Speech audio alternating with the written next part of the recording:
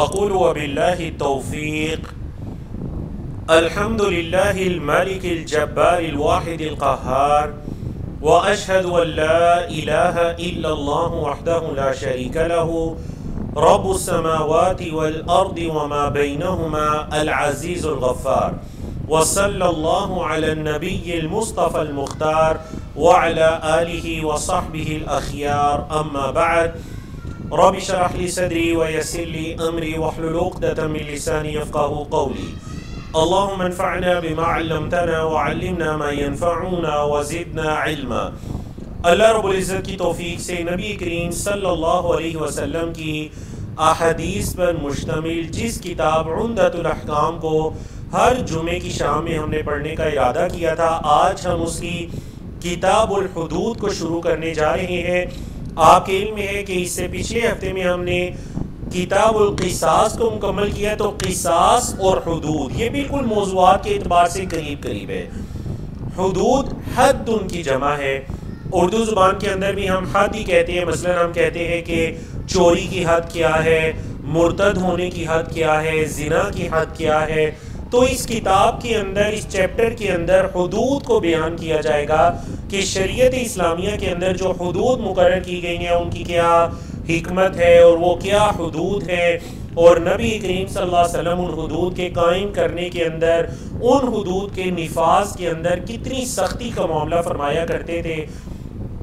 یاد رکھیے گا، اب اسلام کے خلاف پروپیگنڈا کرنے والے بعض لوگ یہ کہتے ہیں کہ دیکھیے حدود کے اندر تو بڑی سختی ہے، اسلام تو شدت سکھاتا ہے اور بڑا متشدد دین ہے۔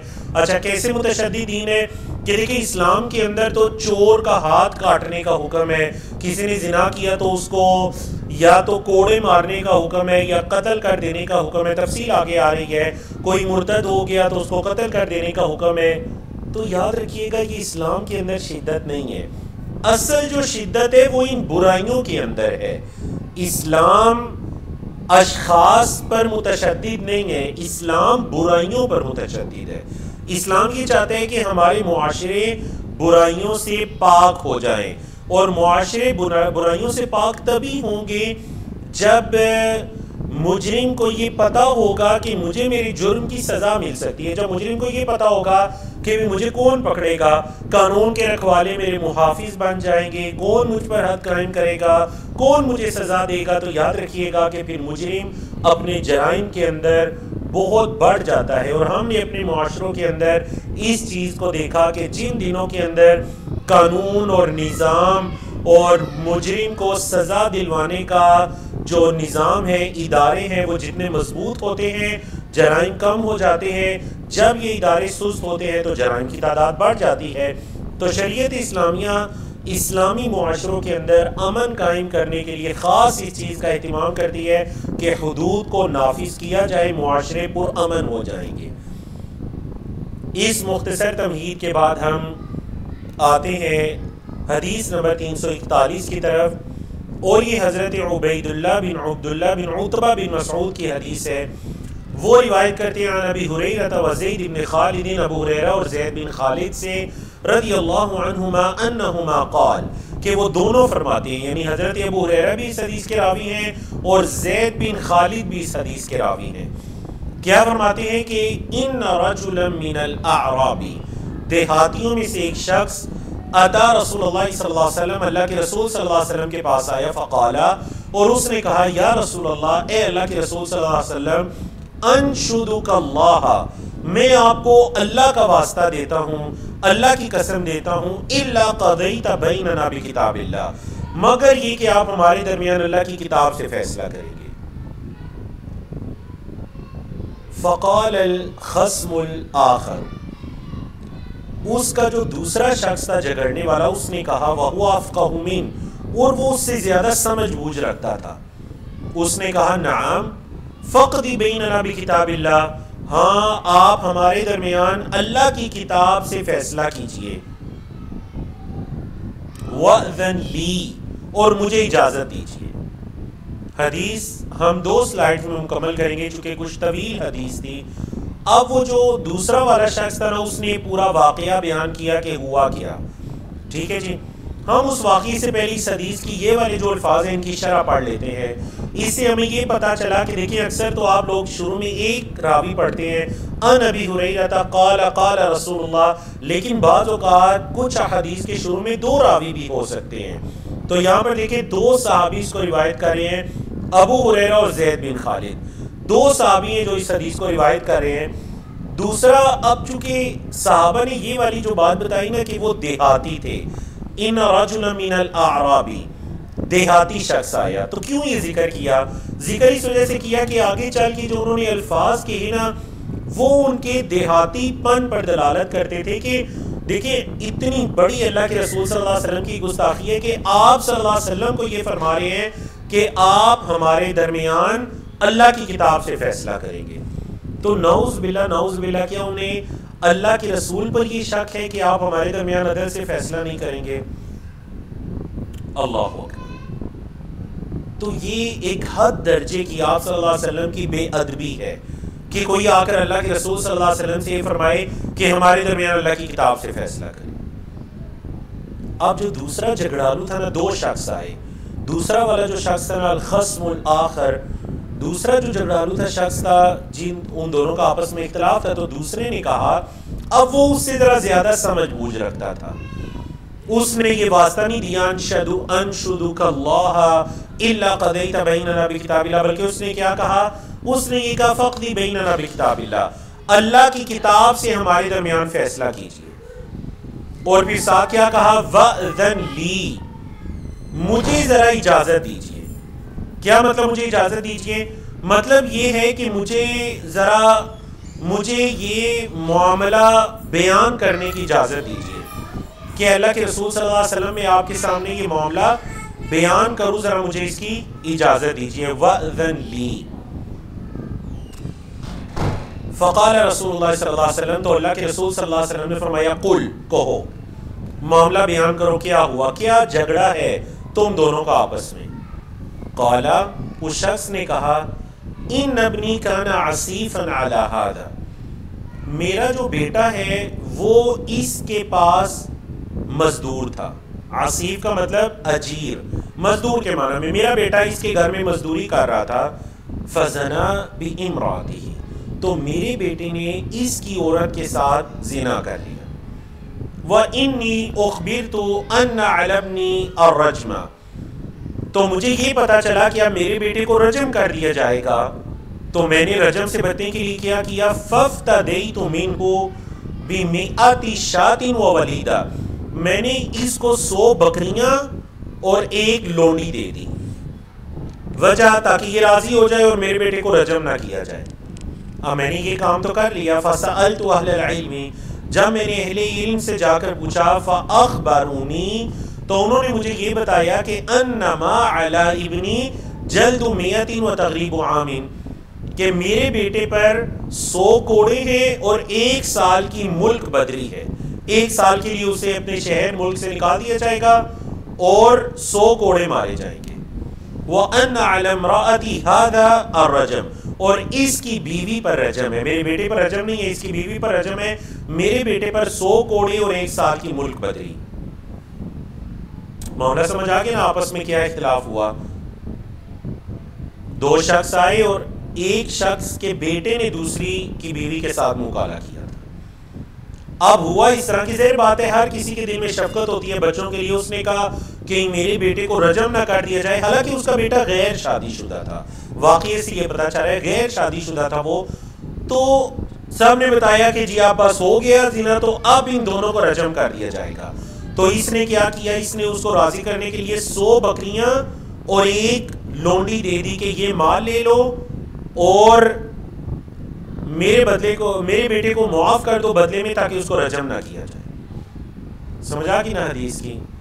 تو اب لیکن پھر بعد میں جب وہ 100 بکریاں دے چکے تو پھر انہیں کسی نے بتایا، کہتے ہیں فسألت اہل العلم، میں نے اہل علم سے پوچھا تو اہل علم نے مجھے یہ بات بتائی کہ نہیں، آپ کے بیٹے پہ رجم نہیں تھا، آپ کے بیٹے پر تو 100 کوڑے تھے اور 1 سال کی ملک بدری. یہ واقعہ ہے جی، یہ جھگڑا ہے. نبی کریم صلی اللہ علیہ وسلم کی عدالت میں پیش ہو گیا. پہلے اتنی حدیث کی شرح پڑھ لیتے ہیں. دیکھیے بڑی پیاری، میں آج جو شیخ عبد الرحمن السعدی بہت بڑے عالم گزرے ہیں، مفسر، علامہ، فقیہ، تو ان کی میں اسی حدیث کی شرح پڑھ رہا تھا، انہوں نے بڑی پیاری بات کی، بڑی پیاری. انہوں نے کہا دیکھیے یہ واقعہ اس لیے پیش آیا کہ اس نے ایک مزدور کو اپنی بیوی کے ساتھ اکیلا چھوڑا، اور پھر بتانے لگے کہ دیکھیں جب مرد اور عورت اکیلے ہوتے ہیں تو ایسے واقعات پیش آتے ہیں.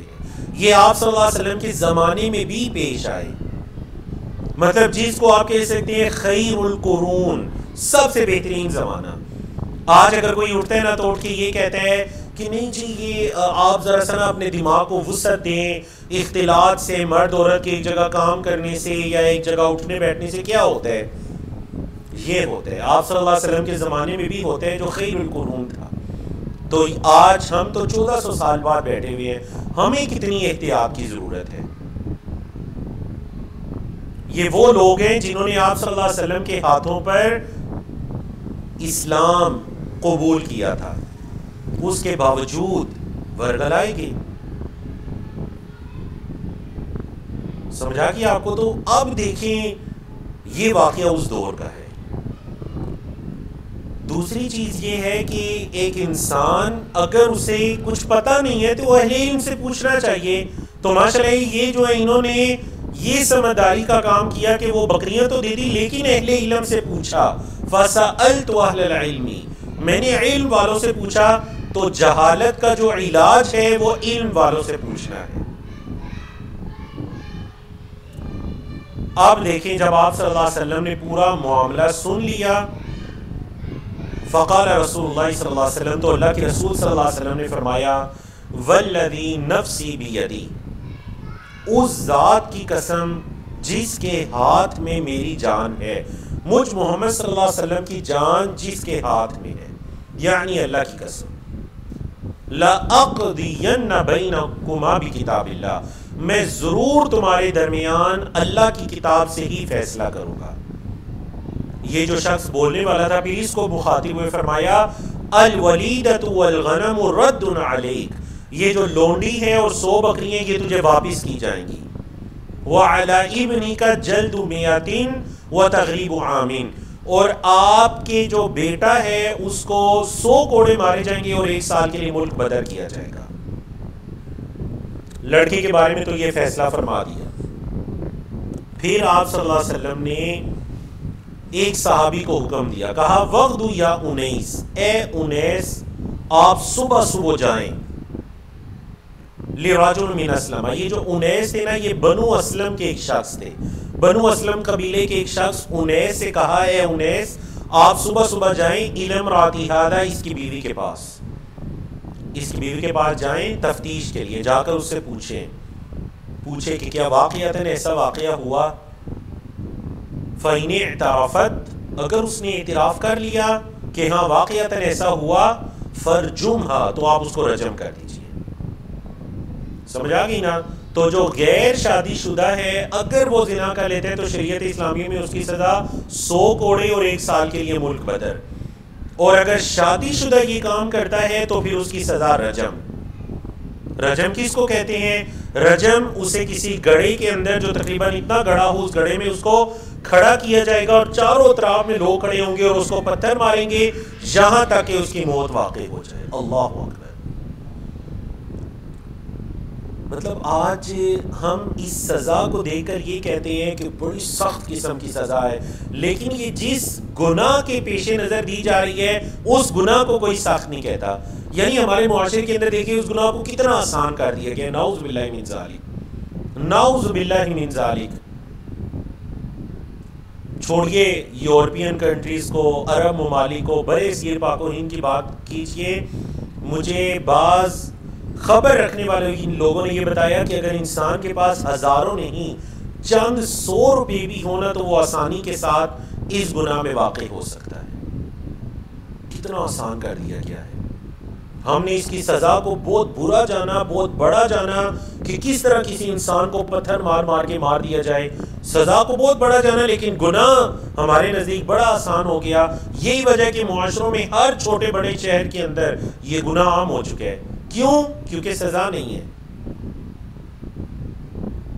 نعوذ باللہ من ذالک آج یہ کہا گیا کہ دیکھیں جی اگر عورت راضی ہے اس چیز پر جو یورپین لوگوں کی سوچ ہے اور جن سے ان کے معاشرے تباہ ہو چکے ہیں، ان کی سوسائٹیز برباد ہو چکی ہیں، کہ جی اگر آپس میں راضی ہیں تو پھر کسی تیسرے شخص کو کوئی انٹرفیئر کرنے کا، مداخلت کرنے کا حق نہیں ہے، ایسے ہی کہا جاتا ہے جی نعوذ باللہ من ذالک۔ شریعت یہ کہتی ہے دونوں راضی ہیں، دونوں کیا چھوڑ کر پورا شہر راضی ہے تو پھر بھی ان کو یہ سزا دی جائے گی۔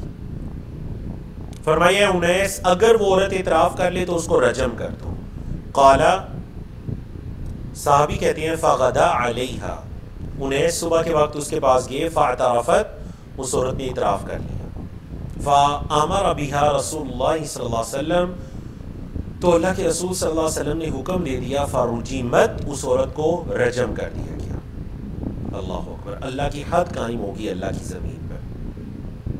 امام صاحب فرما رہے العصیف، یہ جو لفظ گزرا حدیث کے اندر عصیف، اس کا مطلب ہے الاجیر، اجیر یعنی اجرت کے بدلے میں مزدور۔ کیا مطلب اس کا؟ مزدور۔ چلیے جی حدیث نمبر 342 کی طرف جاتے ہیں۔ وعنہ، انہی کی روایت ہے، عنہما، انہی دونوں سے روایت ہے، یعنی کہ حضرت ابو ہریرہ اور زید بن خالد وہی دونوں روایت کریں۔ قالا، وہ دونوں کہتے ہیں سئل النبی صلی اللہ علیہ وسلم عن الامۃ اذا زنت ولم تحسن۔ اب حدیث نمبر 342 میں ایک نیا مسئلہ شروع ہو رہا ہے۔ پہلے مسئلہ سمجھ لیجئے کہ دیکھیں اگر ایک آزاد عورت یہ کام کرے گی تو اس کی سزا پیچھے گزر چکی ہے، اگر وہ عورت یا مرد غیر شادی شدہ ہیں تو 100 کوڑے اور 1 سال ملک بدر، اور اگر وہ شادی شدہ ہیں تو رجم۔ اب سوال یہ پیدا ہوتا ہے کہ اگر کوئی غلام مرد یا لونڈی یہ کام کریں گے تو اس کی کتنی سزا ہے؟ چونکہ شریعت اسلامیہ غلام مرد عورت کو آزاد کے مقابلے میں آدھا، نصف مکلف ٹھہراتی ہے۔ تو اب اگر کوئی غلام ہے اور وہ یہ کام کر لے، کوئی لونڈی ہے اس نے زنا کر لیا، ایک تو وہ لونڈی ہے دوسرا شادی شدہ بھی نہیں ہے، قالا تو آپ صلی اللہ علیہ وسلم نے فرمایا ان زنت، اگر وہ زنا کرے فجلدوہا تو اس کو کوڑے مارو، اس کو کوڑے مارنے ہیں۔ ثم ان زنت، کوڑے کتنے مارنے ہیں؟ چونکہ آزاد کو 100 کوڑے مارے جائیں گے تو غلام کو نصف یعنی کہ 50 کوڑے مارے جائیں گے۔ پھر اگر دوسری مرتبہ یہ کام کرے فجلدوہا، دوبارہ کوڑے مارو۔ ثم ان زنت، پھر تیسری مرتبہ اگر کرے فجلدوہا، پھر اس کو کوڑے مارو۔ ثم بیعوہا ولو بضفیر، پھر آپ صلی اللہ علیہ وسلم نے فرمایا کہ اس کو بیچ ڈالو اگرچہ ایک رسی ہی کے بدلے میں کیوں نہ ہو، اس کو بیچ ڈالو اگرچہ ایک رسی ہی کے بدلے میں کیوں نہ ہو۔ قال ابن شہاب، ابن شہاب کہتے ہیں لا ادری، میں نہیں جانتا بعد الثالثۃ او الرابعہ، کیا آپ صلی اللہ علیہ وسلم نے 3 مرتبہ کہنے کے بعد فرمایا کہ اس کو بیچ ڈالو پھر کرے تو، یا 4 مرتبہ یہ کہنے کے بعد فرمایا کہ 4تھی مرتبہ یہ کام کرے تو اس کو بیچ ڈالو؟ میرے اب علم کے اندر نہیں ہے۔ یہ ابن شہاب سے مراد محمد بن مسلم بن شہاب الزہری ہیں، امام زہری کے نام سے مشہور، اور بتا رہے ہیں ضفیر، ضفیر کا مطلب کیا ہے جی؟ الحبل، رسی کے معنی میں استعمال ہوتا ہے۔ ضفیر کا مطلب کیا ہے؟ رسی کے معنی میں یہ استعمال ہوتا ہے۔ سوالات انشاءاللہ ہم آخر کے اندر لیتے ہیں۔ حدیث نمبر 343 پر جاتے ہیں جی۔ عن ابی ہریرہ رضی اللہ عنہ، حضرت ابو ہریرہ رضی اللہ تعالیٰ عنہ کی روایت ہے، انہ قال، وہ کہتے ہیں اتا رجل من المسلمین رسول اللہ صلی اللہ علیہ وسلم وهو فی المسجد، مسلمانوں کا ایک شخص اللہ کے رسول صلی اللہ علیہ وسلم کے پاس آیا اور آپ صلی اللہ علیہ وسلم مسجد میں تھے۔ فناداہ، تو آپ صلی اللہ علیہ وسلم نے اس شخص کو پکارا، فقالا، یا اس شخص نے آپ صلی اللہ علیہ وسلم کو پکارا، فقالا، اس نے کہا یا رسول اللہ، اے اللہ کے رسول صلی اللہ علیہ وسلم، انی زنیت، میں نے زنا کر لیا، میں نے یہ گناہ کر لیا۔ فاعرض عنہ، آپ صلی اللہ علیہ وسلم نے اسے اعراض کیا، منہ پھیر لیا۔ فتنحى تلقاء وجهه، جس طرف آپ نے منہ پھیرا تھا وہ دوسری طرف سے آیا آمنے سامنے، فقال، اور پھر سے کہا یا رسول اللہ انی زنیت فاعرض عنہ. دوسری مرتبہ بھی آپ صلی اللہ علیہ وسلم نے اس سے منہ پھیر لیا. حتی ثنا یا ثنا ذلک علیہ 4 مرات، 4 مرتبہ ایسے ہی ہوا. 4 مرتبہ آپ صلی اللہ علیہ وسلم نے اپنے منہ مبارک کو پھیرا اور 4 مرتبہ اس نے اعتراف کیا. فلما شہد علی نفسہ 4 شہادات، جب اس نے اپنے خلاف 4 مرتبہ یہ گواہی دی کہ میں نے یہ کام کر لیا، دعاہ رسول اللہ صلی اللہ علیہ وسلم، آپ صلی اللہ علیہ وسلم نے اس کو بلایا. فقال، فرمایا ابک جنون، کیا تم مجنون ہو، پاگل پن تو نہیں؟ قال لا، اس نے کہا نہیں، کوئی پاگل پن نہیں مجھے. قال، پھر آپ صلی اللہ علیہ وسلم نے دوسرا سوال پوچھا، فہل احسنت، کیا تم شادی شدہ ہو؟ قال نعم، اس نے کہا ہاں. فقال رسول اللہ صلی اللہ علیہ وسلم، تو آپ صلی اللہ علیہ وسلم فرمایا اذهبوا به، اس کو لے جاؤ، فرجموها، اور جا کر اس کو رجم کر دو. اس کو مسجد سے باہر لے جاؤ اور جا کر اس کو رجم کر دو. اب دیکھتے ہیں جی اس حدیث کے بارے میں مزید ڈیٹیل آگے آ رہی ہے، بلکہ ہم آگے کچھ پڑھ لیتے ہیں. اسی حدیث کا حصہ ہے، 343 کا ہی حصہ ہے، پھر ہم کچھ شرح کرتے ہیں اس حدیث کی. قال ابن شہاب، امام ابن شہاب یعنی کہ امام زہری کہتے ہیں، فاخبرنی ابو سلمہ بن عبد الرحمن، مجھے ابو سلمہ بن عبد الرحمن نے بتایا کہ سمع جابر بن عبداللہ رضی اللہ عنہما، کہ انہوں نے جابر بن عبداللہ رضی اللہ عنہما کو سنا، یقول، وہ کہہ رہے تھے، کنت فی من رجمہ، میں بھی ان لوگوں میں شامل تھا جنہوں نے ان کو رجم کیا. فرجمناہ بالمصلی، ہم نے جو عام نماز وغیرہ پڑھنے کی جگہ تھی وہاں پر ان کو رجم کیا، مطلب جو مسجد نبی سے ہٹ کر باہر کی جگہ تھی. فلما اذلقته الحجارة هربا، تو جب پتھر اس شخص کو لگے تو وہ بھاگا، جب اس کو پتھر لگے تو وہ بھاگا. فادرکناہ بالحرہ، حرہ نامی جگہ پر، یہ جو ایک کھلی جگہ ہوتی ہے پہاڑوں کے درمیان، وہاں پر ہم نے اس کو آ لیا. فرجمناہ، اور پھر وہاں پر ہم نے اس کو رجم کر دیا. بولے جی وہاں پر ہم نے اس کو رجم کر دیا. تو یہ واقعہ بتانے کا یہ مقصد ہے کہ مطلب یہ کہ وہ صحابی بتانا چاہ رہے ہیں کہ میں بھی بذات خود اس واقعے میں شریک تھا، میں بھی بذات خود اس واقعے میں. جابر بن عبداللہ کیا کہہ رہے ہیں کہ میں بذات خود اس واقعے کے اندر شریک تھا. اب دیکھیں امام صاحب مزید شرح کرتے ہوئے کہتے ہیں، الرجل، یہ جو شخص تھا جس کو رجم کیا گیا ہوا ماعز بن مالک، وہ ماعز بن مالک تھے. روا قصتہ جابر بن سمرہ، اور جو ان کے قصے کو بیان کرے ہیں وہ جابر بن سمرہ ہے. وہ عبداللہ بن عباس، عبداللہ بن عباس بھی ہیں، وہ ابو سعید الخدری بھی ہیں، وہ بریدہ بن حصیب بھی الاسلمی بھی ہیں. تو کہہ رہے ہیں یہ چاروں صحابی حضرت ماعز کے اس واقعے کو بیان کرتے ہیں کہ انہوں نے آ کر خود سے اعتراف کیا تھا اور آپ علیہ الصلوۃ والسلام نے ان پر حد کو قائم کرنے کا حکم فرمایا تھا. ایک حدیث کی یہ بھی الفاظ ہے کہ وہ شخص آئے اور انہوں نے کہا طہرنی یا رسول اللہ، اے اللہ کے رسول صلی اللہ علیہ وسلم مجھے پاک کیجیے. مطلب انہوں نے ایسی توبہ کی تھی کہ انہوں نے کہا اب اس گناہ سے مجھ پر حد قائم کیجیے تاکہ میں پاک ہو سکوں. تو اسی سے علماء کرام نے کہا کہ جو حد کا قائم ہونا ہے کسی گناہ پر، یہ انسان کی طہارت ہے، یہ اس کی در حقیقت اس کے لیے پاکی کا باعث ہے.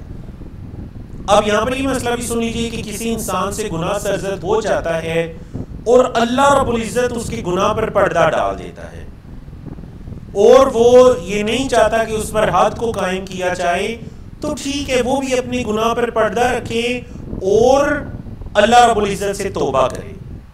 بعض علماء نے کہا کہ جو آپ صلی اللہ علیہ وسلم نے اس سے منہ موڑا، اعراض کیا، وہ اسی لیے تھا کہ وہ صحابی پلٹ جائے، حضرت ماعز چلے جائیں اور جا کر توبہ استغفار کریں، اللہ ان کا گناہ معاف کرے گا. لیکن جب بار بار 4 مرتبہ انہوں نے اعتراف کر لیا. اب یہاں پر یہ مسئلہ بھی فقہا کے درمیان اختلافی ہے کہ 1 مرتبہ اعتراف کروایا جائے گا یا 4 مرتبہ، کیونکہ آپ نے ابھی جو پچھلی حدیث پڑھی 2 لوگوں والی، اس حدیث کے اندر یہ تھا کہ اے انیس جائیے جا کر اس عورت سے پوچھئے، اگر وہ اعتراف کر لے تو حد قائم کر دیں. وہاں پر 1 مرتبہ ہے، یہاں پر 4 مرتبہ اللہ کے رسول صلی اللہ علیہ وسلم نے فرمایا 4 مرتبہ اس صحابی نے اقرار کیا. تو اب 4 مرتبہ اقرار کروایا جائے گا یا 1 مرتبہ؟ تو واللہ اعلم.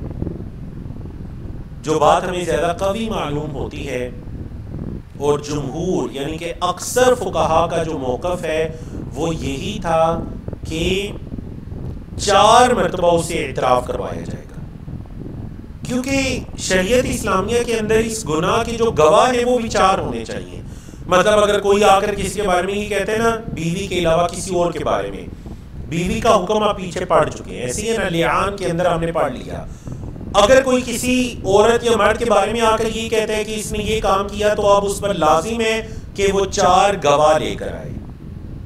4 گواہ جنہوں نے اس مرد و زن کو اس حالت کے اندر دیکھا، ایک صرف بوسو کنار ہے نہیں، مکمل اس حالت کے اندر دیکھا جس حالت میں واقعتاً یہ گناہ سرزد ہوتا ہے. 4 گواہ ہوں گے. اگر گواہ نہیں ہے تو پھر دوسری صورت یہ ہے کہ یہ اعتراف کرے، اور اگر یہ اعتراف بھی نہیں کرتا تو پھر شریعت اسلامیہ میں یہ جو کہہ رہا ہے کہ اس نے یہ کام کیا اس کو کوڑے مارے جائیں گے، کیونکہ اس نے ایک دعوت تو کر لی ہے لیکن گواہ نہیں لا سکا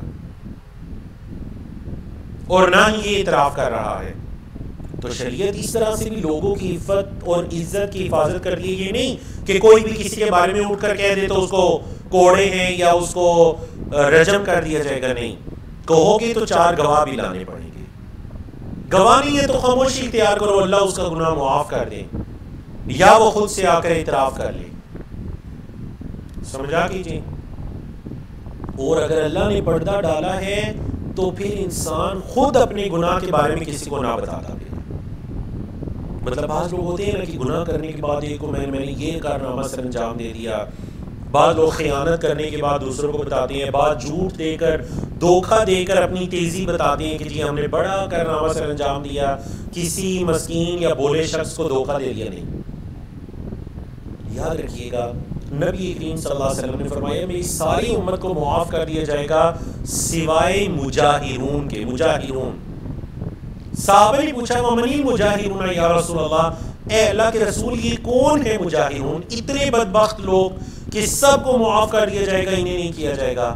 آپ صلی اللہ علیہ وسلم نے فرمایا مجاہرون وہ ہیں کہ جو رات کے اندھیرے میں، رات کی تاریکیوں میں کوئی گناہ کرتے ہیں، صبح ہوتی ہے، اللہ رب العزت ان کے گناہ پر پردہ ڈالے ہوئے ہوتا ہے اور وہ خود سے جا کے لوگوں کو کہتے ہیں کہ آج کی رات میں نے یہ گناہ کیا، اللہ کو یہ چیز بڑی ناپسند ہے، میں پردہ ڈال رہا ہوں اور یہ اپنے گناہ دوسروں کو بتا رہے ہیں. نعوذ باللہ من ذالک. اور آج کل سوشل میڈیا کے بعد ہم صبح ہونے کا بھی بعض اوقات انتظار نہیں کرتے ہیں، ہم سوشل میڈیا کے ذریعے رات کو ہی اس گناہ کی تشہیر کرتے ہیں. میرے ساتھ ایک فرینڈ رہتے تھے، وہ جب بھی کوئی نئی مووی آتی، فلم آتی، اس فلم کو دیکھتے اور پھر باقاعدہ فیس بک پر اپڈیٹ کرتے کہ یہ والی فلم میں ان 2-3 لوگوں کو ٹیگ کر کے کہتے میں ان کے ساتھ دیکھ رہا ہوں. نعوذ باللہ من ذالک. میں نے ان سے پوچھا کیا یہ گناہ نہیں ہے؟ کہنے لگے ہاں ہے. تو گناہ، تو آپ گناہ کر رہے ہیں اور اسی لمحے جب گناہ کر رہے ہیں تو پوری دنیا کو بتا رہے ہیں سوشل میڈیا کے ذریعے. اللہ کو یہ چیز کتنی ناپسند ہے. الحمدللہ اللہ نے انہیں اس عادت سے بچا لیا، چھڑوا دیا. بعد میں پھر اللہ رب العزت نے انہیں فلموں سے بھی توبہ کی توفیق عطا کی. تو یاد رکھیے گا اب آپ صلی اللہ علیہ وسلم یہ راز کر رہے ہیں کہ اگر وہ صحابی چلے جاتے ہیں، توبہ کر لیتے ہیں، اللہ ان کی توبہ قبول کرے. لیکن آپ چونکہ 4 مرتبہ اعتراف کر لیا، اب جب معاملہ عدالت میں پیش ہو گیا آپ صلی اللہ علیہ وسلم کی، تو پھر اس پر حد کا قیام لازم ہو گیا. سمجھ آ گیا جی؟ حدیث نمبر 344 حضرت عبداللہ بن عمر کی روایت ہے رضی اللہ عنہما، حضرت عمر کے بیٹے ہیں، قال کہتے ہیں ان الیہود جاؤ الی رسول اللہ. بڑا دلچسپ واقعہ سنیے گا، یہود کی خیانت بھی دیکھیے گا.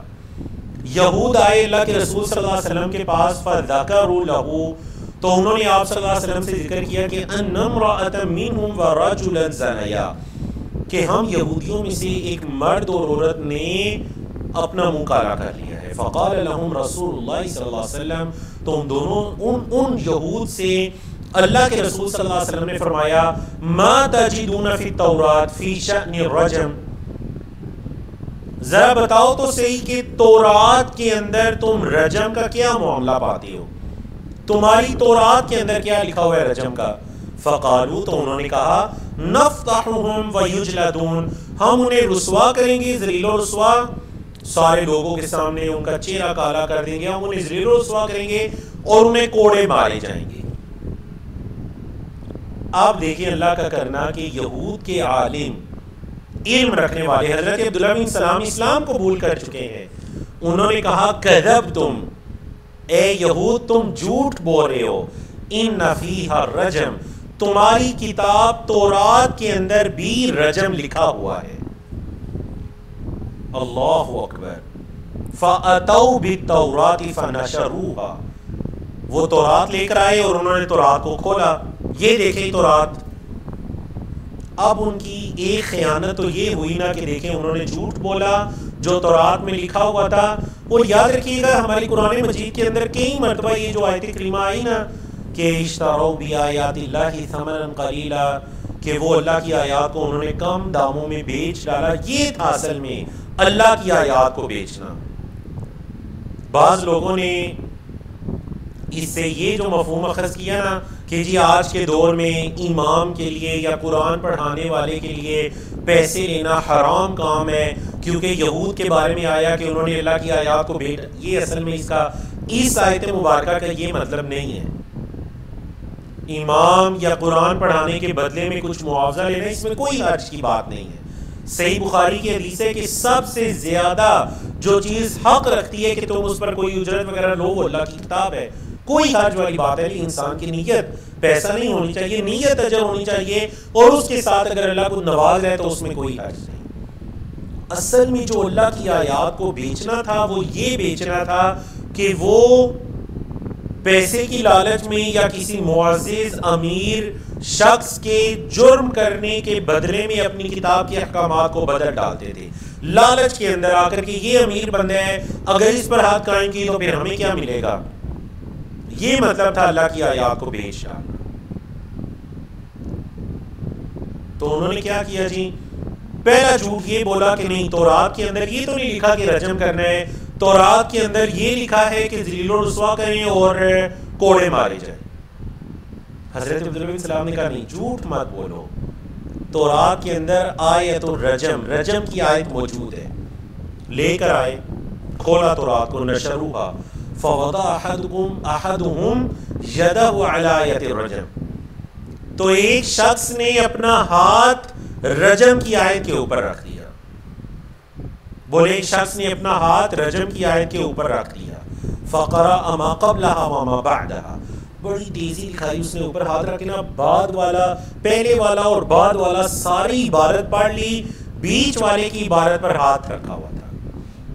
فقال له عبداللہ بن سلام، تو حضرت عبداللہ بن سلام نے اس سے کہا ارفع یدک، اپنا ہاتھ اٹھاؤ، ذرا اس سے ہاتھ اٹھاؤ۔ فرفع یدہ، اس نے اپنا ہاتھ اٹھایا، فإذا فیہا آیت الرجم، تو اس کے اندر رجم کی آیت تھی، اس کے ہاتھ کے نیچے کیا تھا جی، رجم کی آیت۔ فقال، تو اس نے کہا صدق یا محمد، ہاں اس نے سچ کہا ہے۔ فَأَمَرَ بِهِمَ النَّبِيُّ صلی اللہ علیہ وسلم فَرُجِمَ، اب چونکہ معاملہ نبی کریم صلی اللہ علیہ وسلم کی عدالت میں پیش ہو چکا، اب اس کا فیصلہ بھی یہی ہونا ہے۔ دیکھ لیجئے یہاں پر یہ مسئلہ بھی سن لیجئے کہ وہ غیر مسلم ہے، تو یہ جو کہا جاتا ہے نا کہ جی یہ، بلکہ پچھلے دنوں میں ایک باقاعدہ ایک کلپ بھی آیا ایک بڑی شخصیت کی طرف سے کہ اصل میں جو اسلامی سزائیں ہیں وہ اسلامی ملک کے اندر مسلمانوں کے لیے، غیر مسلموں کے لیے 100% غلط بات ہے۔ اس حدیث سے یہ پتہ چلتا ہے وہ یہود ہیں، نبی کریم صلی اللہ علیہ وسلم پر، قرآن مجید پر ایمان نہیں لائے، اور آپ صلی اللہ علیہ وسلم نے ان کے 2 لوگوں کو رجم کروایا۔ فَأَمَرَ بِهِمَا النبی صلی اللہ علیہ وسلم، نبی کریم صلی اللہ علیہ وسلم نے ان دونوں کا حکم دیا، فَرُجِمَا، تو ان دونوں کو رجم کر دیا گیا۔ قال، حضرت عبداللہ بن عمر اس حدیث کے راوی کہتے ہیں فَرَأَيْتُ الرَّجُلَ يَجْنَعُ عَلَى الْمَرْأَةِ، تو میں نے دیکھا اس آدمی کو، وہ اس عورت کے اوپر جھکا ہوا تھا، یقیہا الحجارہ، اس عورت کے اوپر جھک کر نہ اس کو پتھروں سے بچا رہا تھا. مطلب اس عورت پر اس کی شفقت تھی یا شاید محبت ہوگی, کیا تھا کہ وہ جب دونوں کو پتھر مارے جا رہے تھے تو یہ اس عورت کے اوپر جھک کر اس کو پتھروں سے بچا رہا تھا. الرجل الذي وضع يده على آية الرجم, وہ شخص جس نے اپنا ہاتھ, راوی کہتے ہیں وہ شخص جس نے اپنا ہاتھ رجم کی آیت کے اوپر رکھا تھا نا, ہوا عبداللہ ابن سوریہ, وہ عبداللہ بن سوریہ تھے. وہ جو یہودی تھا جس نے اپنا ہاتھ رجم کی آیت پہ رکھا تھا, وہ خیانت کرنے والے عبداللہ بن سوریہ تھے. سمجھ آ گئی نا جی آپ کو اس حدیث کی؟ تو اس وجہ سے اگر غیر مسلم بھی اسلامی معاشرے کے اندر رہتے ہیں اور خاص کر ایسی حالت کے اندر کہ جب ان کا معاملہ اسلامی عدالت کے اندر لایا جاتا ہے تو ظاہر بات ہے معاشرے میں امن تبھی قائم ہوگا کہ جب ان پر بھی سزا کو قائم کیا جائے گا. حدیث نمبر 345, حضرت ابو ہریرہ رضی اللہ تعالیٰ عنہ کی روایت ہے, ان رسول اللہ صلی اللہ علیہ وسلم قال, یہ کہ اللہ کے رسول صلی اللہ علیہ وسلم نے فرمایا, لو ان امرأ اطلع علیک بغیر اذن, اگر کوئی شخص آپ پر جھانکا آپ کی اجازت کے بغیر, فحذفتہ بحصاۃ, اور آپ نے اس کو پتھر مار دیا, ففقأت عینہ, اور آپ نے اس کی آنکھ کو پھوڑ دیا, ما کان علیک جناح, تو آپ پر کوئی گناہ نہیں ہے. اللہ اکبر. حد کتاب الحدود چل رہی ہے نا, تو حد تو یہ کہتی ہے کہ اگر آپ نے کسی کی آنکھ کو ضائع کر دیا تو اس کے بدلے میں آپ کو 5 اونٹ دینے پڑیں گے, کیونکہ ہم پیچھے پڑھ چکے ہیں کتاب القصاص میں کہ اعضائے جسم کے بدلے میں بھی آپ کو قصاص دینا پڑے گا یا حد قائم ہوگی. لیکن اگر کوئی شخص آپ کے گھر کے اندر چھپ کر جھانک رہا ہے کسی سوراخ سے, دروازے کی دراز سے, اگر وہ جھانک رہا ہے آپ کی اجازت کے بغیر اور آپ کو یہ چیز ناپسند ہوئی, آپ نے کوئی پتھر اٹھایا, جو آپ کے ہاتھ میں آیا آپ نے اس کو مارا, اس سے اس کی آنکھ کو آپ نے پھوڑ دیا, حتیٰ کہ علماء کرام نے کہا کہ وہ شخص اگر آپ کی اس ضرب سے مر بھی جاتا ہے نا تو آپ پر کوئی حرج نہیں ہے. کیوں؟ کیونکہ وہ آپ کے گھر کے اندر بغیر اجازت کے جھانک رہا تھا. تو یہاں پر یہ مسئلہ بھی بیان کر دیا گیا. حدیث نمبر 346 کی طرف چلتے ہیں جی. کتاب الحدود کے اندر ہی جو باب چل رہے ہیں, باب حد السرقہ, چوری کی حد کا باب, چوری کی حد کا باب. حضرت عبداللہ بن عمر کی ہی روایت ہے رضی اللہ عنہما, ان نبی صلی اللہ علیہ وسلم قطع فی مجن قیمتہ وفی لفظ ثمنہ 3 دراہم. آپ ذرا اس مسئلے کو سمجھیے گا, اس سے اگلی حدیث پڑھ کر مزید بات سمجھ آ جائے گی. اب کتاب الحدود کے اندر جو چیپٹر ہے چوری کی حد, شریعت اسلامیہ کے اندر چور کا دایاں ہاتھ کاٹا جائے گا, اگر پھر اس نے چوری کر دی پھر بایاں ہاتھ کاٹ دیا جائے گا. تو نبی کریم صلی اللہ علیہ وسلم نے ایک زرع کے بدلے میں چور کا ہاتھ کاٹ دیا تھا. اس نے ایک زرع چوری کی, آپ صلی اللہ علیہ وسلم نے اس پر ہاتھ قائم کر دی, اس کا ہاتھ کاٹ دیا. حضرت عبداللہ بن عمر فرما رہے ہیں کہ وہ جو زرع کی قیمت تھی نا وہ 3 دراہم تھی, 3 درہم اس زرع کی قیمت تھی. آگے چلیے بات مزید آپ سمجھیں گے. حدیث نمبر 347 حضرت عائشہ کی حدیث ہے رضی اللہ عنہا, انہا سمعت رسول اللہ صلی اللہ علیہ وسلم, حضرت عائشہ نے اللہ کے رسول صلی اللہ علیہ وسلم کو سنا, یقولو, آپ فرما رہے تھے, تقطع الید فی ربع دینار فصاعدا, ہاتھ کو کاٹ دیا جائے گا ربع دینار میں یا اس سے زیادہ. اگر کسی نے ربع دینار جتنی چوری کی یا اس سے اوپر کا کوئی بھی مال تو اس کا ہاتھ کاٹ دیا جائے گا. اب ہمارے پاس 2 طرح کے کرنسیاں آ گئی, ایک درہم اور دوسری دینار. درہم کا یہ ہے کہ اگر 3 درہم ہوئے تو ہاتھ کاٹ دیا جائے گا, کیونکہ آپ صلی اللہ علیہ وسلم نے 3 درہم کی زرہ کے بدلے میں ہاتھ کاٹ دیا تھا.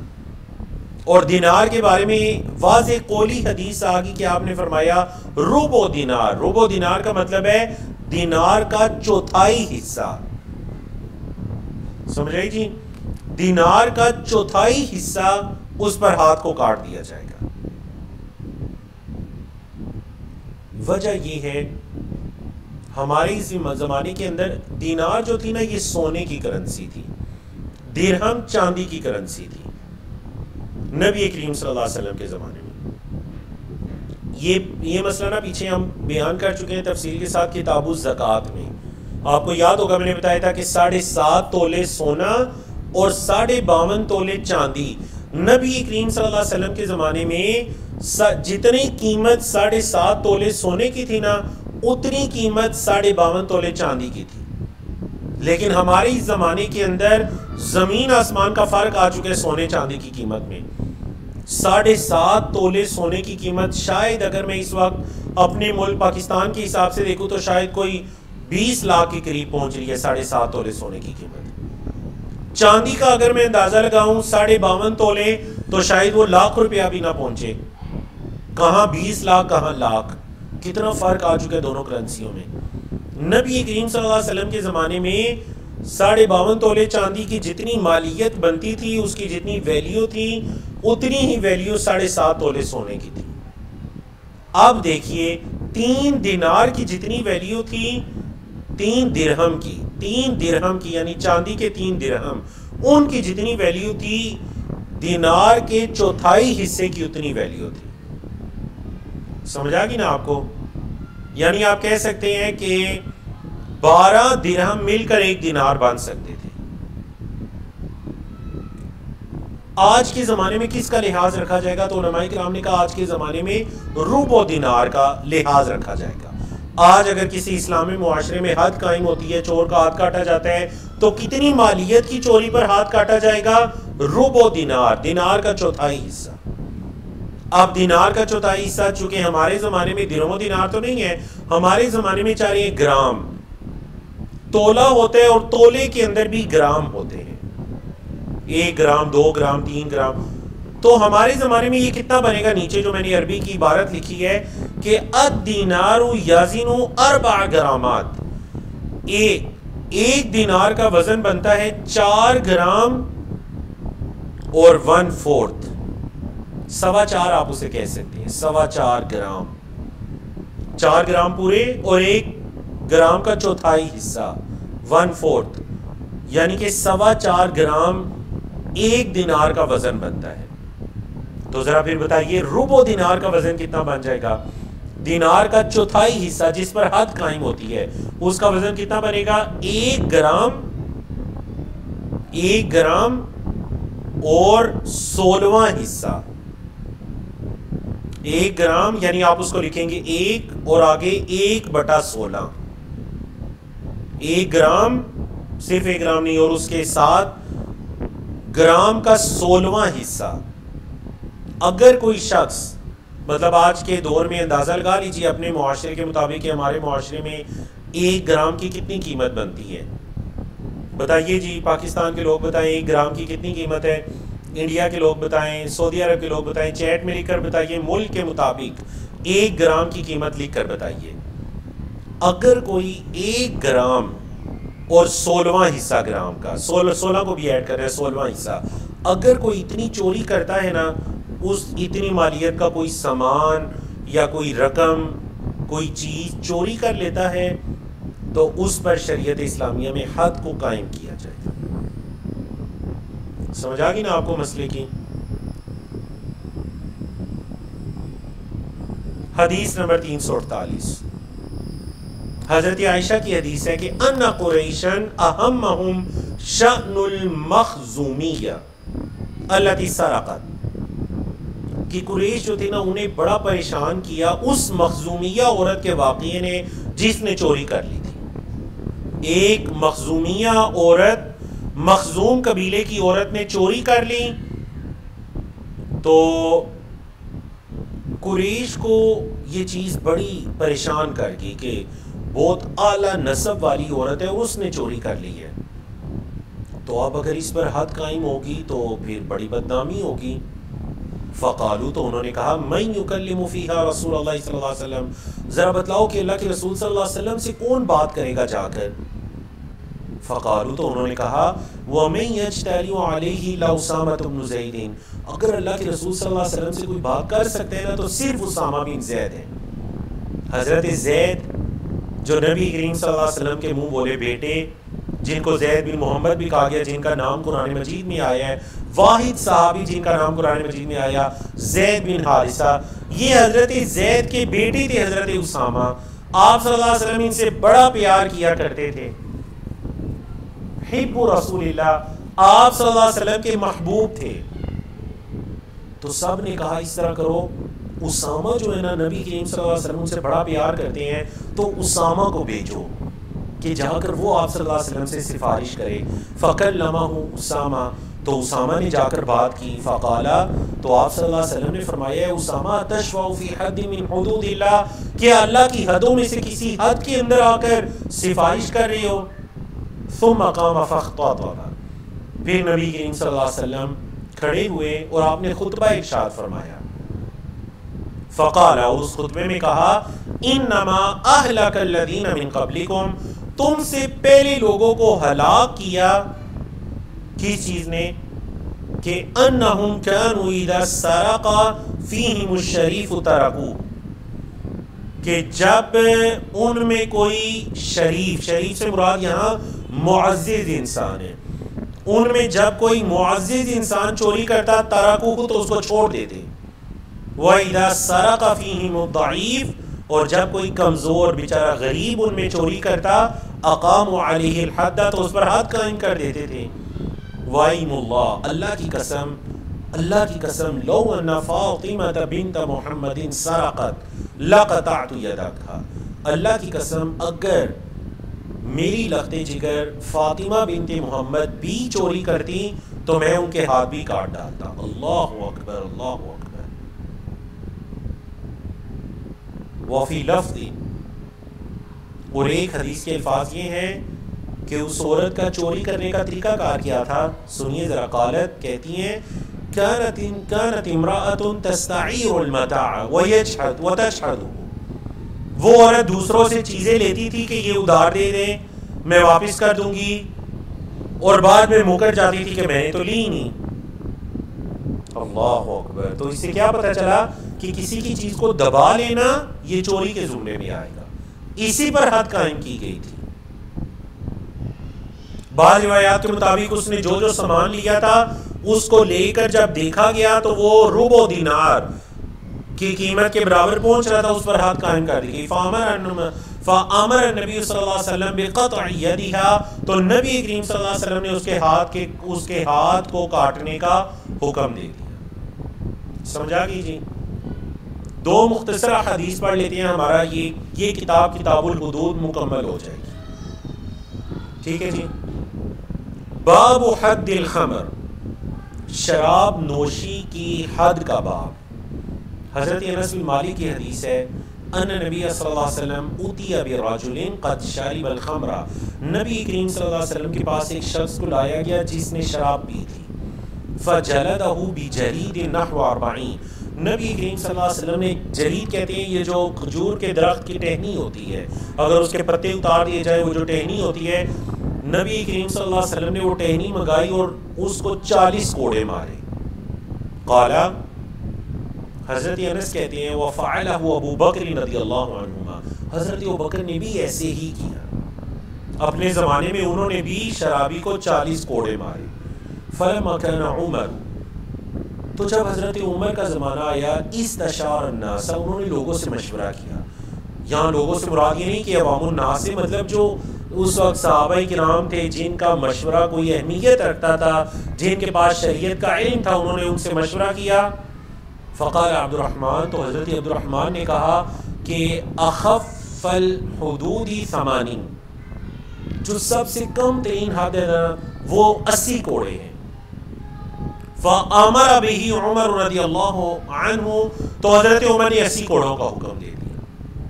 تو اس سے کیا پتہ چلا, یاد رکھیے گا, ایک تو حد وہ ہے نا جو اللہ کی طرف سے مقرر ہے, مثال کے طور پر جیسے چور کی سزا قرآن مجید میں مقرر ہے السارق والسارقۃ فاقطعوا ایدیہما، چور اور چوری کے ہاتھ کاٹ دو، جزاء بما کسبا، یہ ان کی کمائی کا بدلہ ہے، نکال من اللہ، اللہ کی طرف سے سزا ہے۔ الزانیۃ والزانی فاجلدوا کل واحد منہما مئۃ جلدہ، زانیہ عورت یا مرد ان کو 100 کوڑے مارو۔ اور پھر ایک آیت کریمہ جس کی تلاوت تو ابھی قرآن مجید میں نہیں ہے لیکن اس کا حکم موجود ہے، اور وہ کیا ہے کہ الشیخ والشیخۃ اذا زنیا فرجموہما، کہ شادی شدہ مرد شادی شدہ عورت جب زنا کرے تو ان کو رجم کر دو۔ مطلب ایک تو حد کی یہ حدود کی وہ قسم ہے جن کی سزا متعین ہے، قرآن مجید کے اندر متعین قطعی طور پر سزا آ گئی، ان کے اندر تبدیلی کرنے کی اجازت نہیں ہے۔ مطلب کسی کو یہ اجازت نہیں ہے کہ وہ یہ کہتا ہے کہ چلیں جی جو زنا ہے اس کی سزا قرآن مجید کے اندر تو یہ آئی ہے لیکن ہم اس طرح کرتے ہیں اس کو چھوڑ کر یہ مقرر کر دیتے ہیں، نہیں، اس میں تبدیلی کی اجازت نہیں۔ دوسری چیز وہ ہے جس کو تعزیر کہتے ہیں، ایک حد ہے اور دوسری تعزیر۔ تعزیر خلیفہ وقت کی ثوابدید پر ہوتی ہے، وہ جو بہتر سمجھے مناسب سمجھے اس کو کر دے، اس کے اندر جان بھی ہو سکتی ہے اور اس کے اندر باقی چیزیں بھی ہو سکتی ہیں۔ مثال کے طور پر بعض ممالک کے اندر آپ کے علم میں ہے کہ نشہ آور چیز لے جانے کی سزا موت ہے، تو ٹھیک ہے، شریعت خلیفہ کو یہ اجازت دیتی ہے اسلامی حکومت کے اندر، اسلامی ملک کے اندر، کہ اگر وہ کسی جرم کی سختی کی وجہ سے، نوعیت کی وجہ سے قتل کی سزا یا پھانسی کی سزا یا عمر قید کی سزا اس پر مقرر کرتا ہے تو اس میں کوئی حرج والی بات نہیں ہے۔ تو یہ جو شراب نوشی کی حد ہے نا، یہ سمجھ لیجئے ان حدود میں سے ہے جو اللہ کی طرف سے مقرر کر دینی ہے۔ تو حضرت عمر نے 40 کی بجائے جب دیکھا کہ لوگ بہت زیادہ یہ کام کر رہے ہیں اور یہ جرم ہو رہا ہے تو انہوں نے 40 کی بجائے 80 کوڑے اس کی حد مقرر کر دی، کیونکہ جتنی حد سخت ہوگی اتنی اس جرم کی شرح کے اندر کمی آئے گی۔ آج کی آخری حدیث، حدیث نمبر 350، باب ہے جی باب حد الخمر۔ عن ابی بردہ ہانی ابن نیار البلوی، حضرت ابی بردہ ہانی بن نیار بلوی کی روایت ہے انہو سمع رسول اللہ صلی اللہ علیہ وسلم یقول، یہ کہ انہوں نے حضرت ابی بردہ نے نبی کریم صلی اللہ علیہ وسلم کو سنا، فرما رہے تھے لا یجلد فوق 10 اصوات الا فی حد من حدود اللہ، 10 سے زیادہ کوڑے نہ مارے جائیں مگر اللہ کی حدوں میں سے کسی حد میں۔ مطلب یہ کہ اگر کوئی اسلامی حکمران کسی کو کوئی سزا وغیرہ دینا چاہے تو اسے چاہیے کہ 10 سے زیادہ کوڑے نہ مارے۔ مطلب کسی کو ادب سکھانے کے لیے یا تعزیر کے طور پر کوئی سزا دینا چاہے تو 10 تک کوڑے مارے۔ ہاں اگر کوئی اللہ کی حد پامال ہو رہی ہے، حد پامال ہو رہی ہے تو پھر اس سے زیادہ سزا دے سکتے۔ چلیے جی، الحمدللہ اللہ رب العزت کی توفیق سے ہم نے کتاب الحدود کو مکمل کیا 10 حدیث کو پڑھ کے۔ انشاءاللہ آنے والے جمعہ کو ہم جس کتاب کو شروع کرنے جا رہے ہیں بڑی اہم ترین کتاب ہے، اور وہ ہے جی کتاب الایمان والنذور، قسموں اور نذروں کا چیپٹر۔ بعض اوقات ہم قسمیں اٹھا دیتے ہیں، قسمیں اٹھا کے بعض اوقات ہمیں پھر وہ کام کرنا پڑ جاتا ہے، یا کوئی کام نہ کرنے کی قسم اٹھاتے ہیں، بعض اوقات وہ کام کر گزرتے ہیں، کرنے کی قسم اٹھاتے ہیں، نہیں کر سکتے۔